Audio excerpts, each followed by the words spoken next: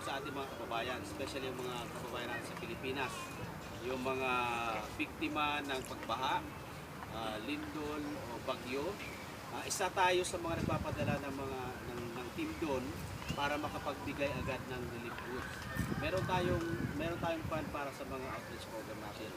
At hindi naman natin inaasahan na magkaroon ng bagyo lagi para mamigay. Meron tayong regular na program, yung mga feeding program para sa mga bata sa Pilipinas. And pinipili natin yan, pinag-aaralan natin bawat lugar para malaman kung saan pwede. At sinusurvey natin yan bago natin planuhin ang mga gagawin. Hindi lang feeding program, minsan yung tinatawag na panik-eskwela. Last year, ginawa natin yan sa Pampanga. Yung mga batang binigyan natin ng mga supplies. And hopefully magtutuloy-tuloy. And 3 taon na ang Pinoy Heart Radio na sinimula natin sa Qatar. So nagsimula, actually si DJP, kung sa mga nakakilala kay DJP dati, siya yung pumupunta sa Qatar para makiselebrate ng mga kahit anong event. And for your information, ang Pinoy Heart Radio ay accredited ng Philippine Embassy, and hopefully maipa-register din natin yan dito sa Dubai para kahit saan kayo pumunta, legal yung hindi kayo sisitahin.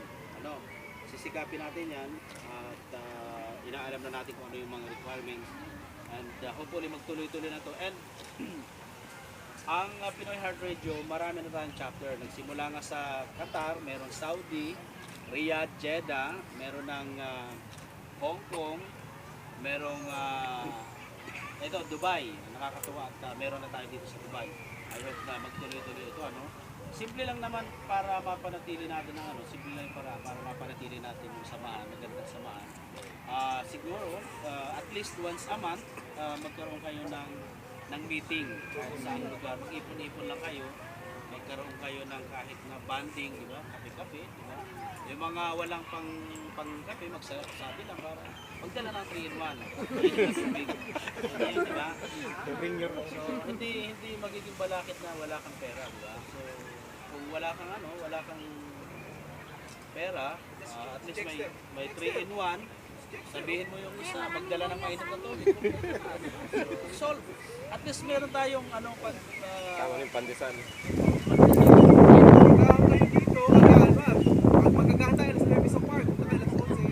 Ang importante, nagkakaroon kayo ng pagtitipon-tipon, banding, pumustahan. Pag na-maintain nyo yan, tuloy-tuloy na yung magandang samahan. Kami sa Qatar, hindi lang kami once a month.